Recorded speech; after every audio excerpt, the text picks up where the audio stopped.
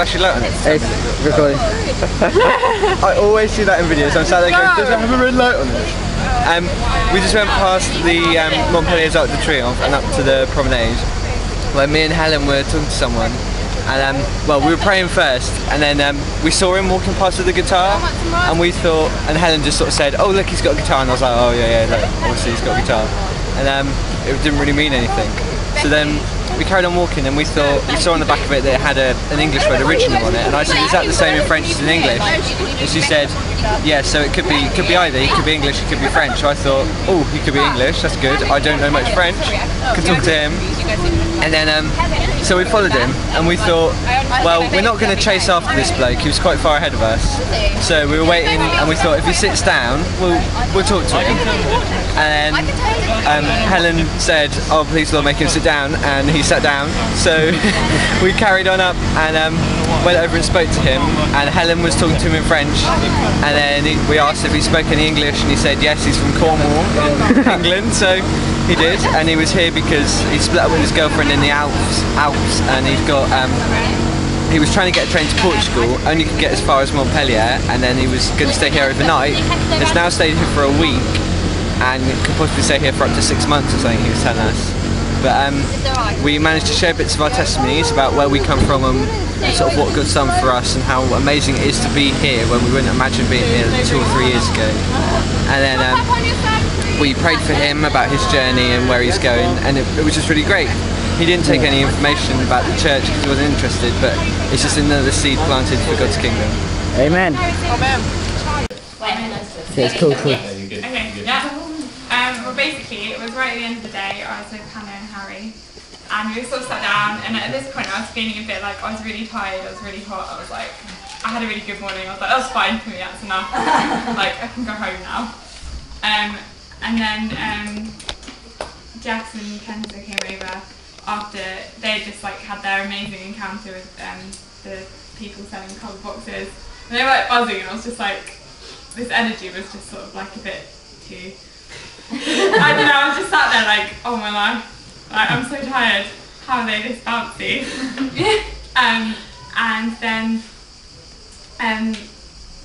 And so yeah, I was sat there, and then we all stood up because there was someone like sat by a tree over in the park, like where we were standing. And so Hannah and Harry decided to go over. I decided to take a back seat because I was still thinking, I'm so tired, like I can't do this. And then Kez asked me like what we had been doing before, like what I was doing, and I talked about the orange arrows that I found on the ground, which for some reason I couldn't get them out of my head. Like we just found these orange arrows and got really excited about them. Harry likes orange. And so we decided that we were going to follow these orange arrows for want of a better thing to do, basically. So we followed the arrows, and we followed them around once. Thought, I really don't think this is going anywhere. Like they were just arrows. But then we went round again, and I was like, and I was sort of a bit like, well, we can try it again, but I don't know if there's any significance there at all. So we tried it again, and then I realised like on one of the sides of the path, because it was sort of like one of them went left and the other one went right, so I was like, okay, let's go right. The ones on the right, they were like double-ended, but one of the ends had been blacked out. And then Kez was like, oh, it just means turn around. So she was like, why did you not turn around? And I was like, I didn't really realise that. So yeah, so we went back, and there were these two guys sat on a bench, and we thought, well, it could be them. So I went over and spoke to them. It wasn't them that I was going to have the conversation with. So we carried on following the arrows. I think it was the pony ride in the end, actually, but like we were following the arrows, and then as we got halfway down, someone pointed out 2 people in front of us, and this woman had an orange backpack, and it was the same woman who earlier when we were following the arrows I pointed to on the bench and said she has an orange backpack. And so like I thought, okay, maybe these arrows are telling me to go talk to her. So I went over to them and basically introduced myself, and sort of with Jess at this point, and then so I ran over and introduced myself, and the woman was a bit kind of like closed off, I think, at first. She was a bit like, oh, I only believe in myself, I don't believe in God. And then he was like, and then she pointed to her husband and just went, oh, he's Catholic. And he was like, yeah, but it's complicated. And so they kind of like, I think they kind of asked what we're doing here. It's the kind of discussion that I found so amazing, but yet I couldn't remember how it even started. Sorry, it's a bit long-winded.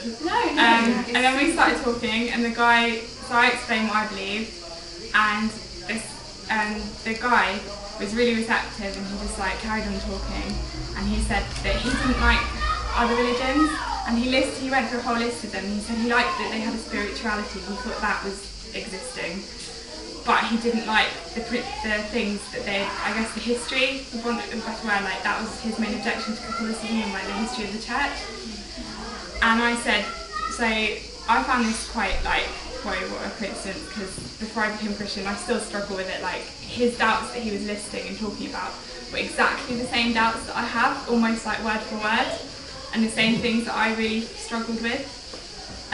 So I got to explain to him my consolation in far more fluent French than I knew I could speak, because I didn't have half the vocabulary, but it was just there. Praise God. Yeah, definitely. So when he said, yeah, I don't like the history of the church, I don't like what it's done, I said, well, to be honest, it's not the history of the church, I stand for what the word of God says, which is in the book, which preaches love and unity, not hatred and separation caused by the wars in the name of religion. And then he replied, yeah, but you can't base your entire life on a word. And I said, it's not a word, it's a living relationship that I have with like feelings in my heart. And he said, yeah, you have to listen to your heart. And I said, yeah, it's a relationship that I have with God, and I hope that I have with God. And I struggle with these issues as well, like it's difficult for everyone to like kind of understand these things. And so although like they didn't sort of ask about Jesus and stuff, I felt like I got to explain and have a really good debate and actually have something to say that I hope made him doubt what he already thought, and gave him some insight into what things are kind of, yeah, give him some insight into his own thoughts and how he might be able to consolidate them and sort of talk about them. And I hope that it made his wife, who only believed in herself, think a bit, because she said, oh, I can't always believe, like it's not always good to believe in myself, but yeah, and we got to pray for them afterwards, like pray for healing. And so I just thought that was an amazing blessing from God after an afternoon where I was sort of thinking I'm so ready to go home. But I got to have a whole French conversation in more fluent French than I think I've ever spoken. So I was quite happy basically, and I hope they just went away and thought they were just gonna, yeah, just like carry on praying for them really. So yeah, that's my story of the day. Were next to us, we just decided to go for it because we saw them arrive with their backpacks and everything, thought they might be a little bit, I don't know, in need or something. So we just approached the girl, and she was just on her own, and we realised that she was Spanish, and she was just so warm and just so welcoming, and she was like, oh, sit with me and everything. So we were like, okay, this is going to be long. So we sat down, and we were like asking her, we introduced ourselves, I think. Yeah. I can't remember. And so we were just like, oh yeah, we're Christian and everything. She'd go, oh, you're Christian, come sit down. And it's like, okay, better than what we'd experienced in the morning. But and she just started explaining to us how that in Spain, it's completely abrupt. There's like no work or anything, and they've just basically fled the country to find work in France, and in France mainly. And so you could see that they just with all their backpacks and stuff, and I don't know, she just explained how they're having a tough time and that they're looking for work and jobs and everything. And she was with her friend who was a Muslim who came to join us afterwards, and who was just completely open to the whole Christian thing. We were just explaining to him that we were Christians and that we believed that we could pray for financial deliverance and what else was it? For them to find a home and a work. So these are things that they asked us to pray for. And we got to even impart hands on them, which was quite cool, in the street. And there was like people walking past, and it was like people stopped. Even a woman came up to me and said, oh, excuse me, what were you doing? Oh, we were praying. She was like, oh, I thought you were doing some spiritual stuff like those Hindu guys over there. I was like, but yeah, so it was getting people interested, and they were just so open, and yeah, we got to pray for them, and we told them that we'd carry on praying for them. Oh yes, you had a word for them. Yeah. Yeah. If you could. It was quite powerful. Yeah. Yeah. It was basically like about it's off-putting. It was basically just like because I overheard that I understood artist. I understood that word, so I was just like after like they said that, like God just like dropped this like prophecy like into my head for them, and it was about how like God is an artist in creating all of like creation and all that kind of stuff, and how He has given that creative ability to us as humans to create things, and like they were so it was just like to even though they weren't Christians, it was like that's something that God has given all people, like to be able to create. And then God just kept, like, as I was saying it and as Kenza was translating, like He kept just giving me more and more. And it was about how how He creates us as new creations as well. I got the verse, and I looked up in my Bible, and then Jess read it from her French Bible about how He makes us new creations, and how He transforms our old in doesn't just transform the old, but completely makes us a new creation. And how like I believe I said that God was going to speak to them through art, and He would like He wants them to pursue that. And so I was just praying that God would draw them through art, and maybe even give them prophetic art before they even like really know what it's about. It would just speak to them about Jesus. Wow.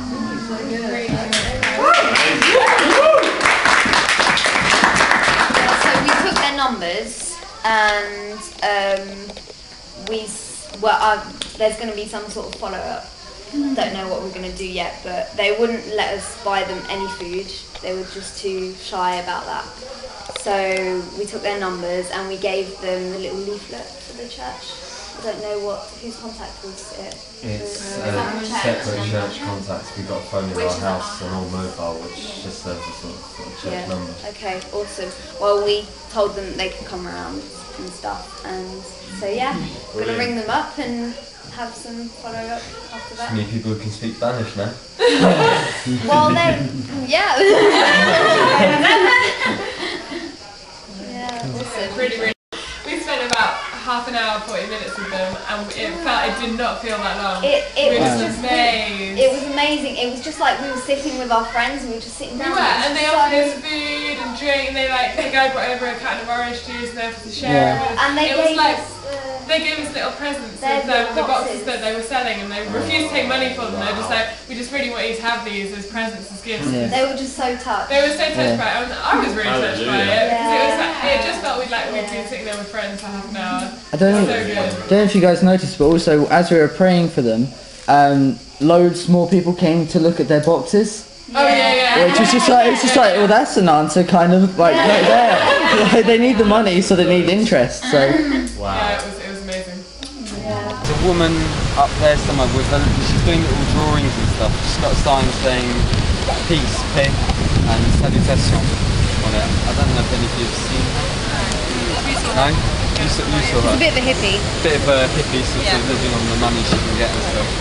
And we just walked past there and thought, right, we've got to speak to her. We're quite hungry. No. Yeah, louder. Right, how did it go from there? Well, how did it go? We managed to approach her through her art, because I'm quite into art and everything. And she explained for quite a while about how she was kind of fighting for peace through this association and using art to do it. So she gave us the blog and everything, like talked about it. And then she started saying how she's in 2002. She was completely transformed, and that what happened? I don't know, someone tried to strangle her. And then, yeah. And then suddenly some light And then her appeared or head something, the man popped ran away her. or something like that. Yeah. It was a weird story. Her head I can't understand her it. head told her to close her eyes, and she saw this amazing light and she felt this amazing warmth around her, and she was just totally in peace. And she said how she woke up and she was just smiling, or she just got strangled. So it's quite weird story. Yeah. And so anyway, to cut a long story short, she's got diabetes, and we got a chance to pray for her for that. She was like, oh, you know, that's amazing, and stuff like that.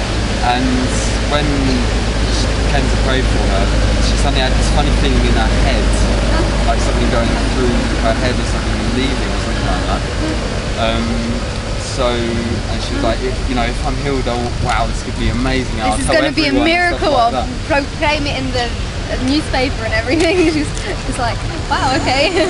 So basically, not next week, but the week after, I'll probably aim to try and find her again. I've got a phone number. And we talked to her a lot about miracles and stuff that's happened. And also the gospel. And the gospel. Wow. And she's that had also the so gospel? many spiritual experiences already. Huh? No. Oh. And she was just explaining how she's had so many strange things happening to her, and how she doesn't know why. She doesn't know why, but there's for her it's a fact that God's up there and God's helping her through her. Someone's up there. Hopefully she would have listened a bit to what we said. Yeah. Wow.